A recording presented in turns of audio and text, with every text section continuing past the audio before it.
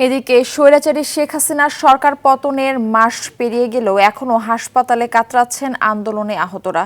পঙ্গু হাসপাতালে ৭৮৫ জন আহত রোগীর মধ্যে এখনো চিকিৎসা নিচ্ছেন ১০০-র বেশি রোগী। এছাড়া গেল এক মাসে এই হাসপাতালে মারা যান ৫ জন। এছাড়া রাজধানী সহ সারা দেশে বিভিন্ন হাসপাতালে আন্দোলনে আহত অনেক ছাত্র জনতা চিকিৎসা নিচ্ছেন। হাসপাতালের পরিচালক জানান, চিকিৎসা সেবায় কোনো কমতি নেই তাদের, বিশেষায়িত চিকিৎসকরা সেবা দিচ্ছেন তাদের। সরকার, এনজিও এবং ব্যক্তিগতভাবে চিকিৎসার জন্য অনুদান আসছে বলেও জানান এই পরিচালক।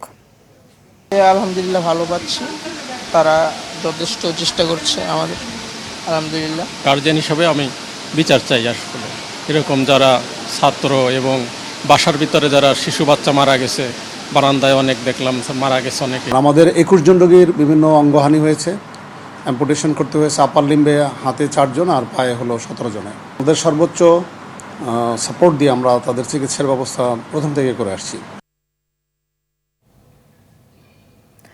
দর্শক, রাজধানীর পঙ্গু হাসপাতাল থেকে সরাসরি যুক্ত হচ্ছেন সহকর্মী দীপ্ত চন্দ্র পাল।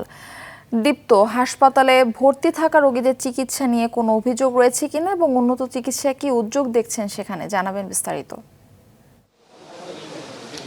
মারফি, আমি রয়েছি পঙ্গু হাসপাতালে। এখানে কিন্তু আমরা দেখেছি যে বৈষম্য বিরোধী ছাত্র আন্দোলনকে ঘিরে যারা আহত হয়েছেন তাদের জন্য কিন্তু বিশ্বায়িত যে ওয়ার্ড সেটি কিন্তু করা হয়েছে। দুটি ওয়ার্ড আসলে ৩ তলায়, এ এবং বি দুটি ওয়ার্ড করা হয়েছে। এখানে কিন্তু এখনো ১০১ জন রোগী কিন্তু চিকিৎসা নিচ্ছেন। তো আমরা এখানকে এসে রোগীদের সঙ্গে কথা বলেছি। তারা কিন্তু পঙ্গু হাসপাতালের যে চিকিৎসা সেবা, সেই চিকিৎসা সেবা নিয়ে কিন্তু সন্তোষ প্রকাশ করেছেন এবং তারা বলছেন যে ডাক্তাররা সবসময় এবং বারে বারে আসছেন এবং তাদের খোঁজখবর নিচ্ছেন, এমনটি কিন্তু জানিয়েছেন। তো এই পঙ্গু হাসপাতাল চিকিৎসা নিয়ে কিন্তু তাদের কোনো ঘাটতি নেই বলে এমনটি জানিয়েছেন রোগীরা। আর একটু যদি বলে রাখি, হাসপাতালের পরিচালকের সঙ্গে কথা হয়েছে, তারা কিন্তু জানিয়েছেন এই পর্যন্ত প্রায় ৮০০ রোগীকে তারা চিকিৎসা দিয়েছেন এবং দুর্ভাগ্যবশত অনেক চেষ্টার পরেও কিন্তু ৫ জন রোগী মারা গিয়েছে, এমনটি কিন্তু তারা জানিয়েছেন। এবং পাশাপাশি তিনি বললেন যে তাদের যে বিশেষায়িত চিকিৎসক রয়েছেন এবং চিকিৎসক দিয়ে মেডিকেল টিম গঠন করে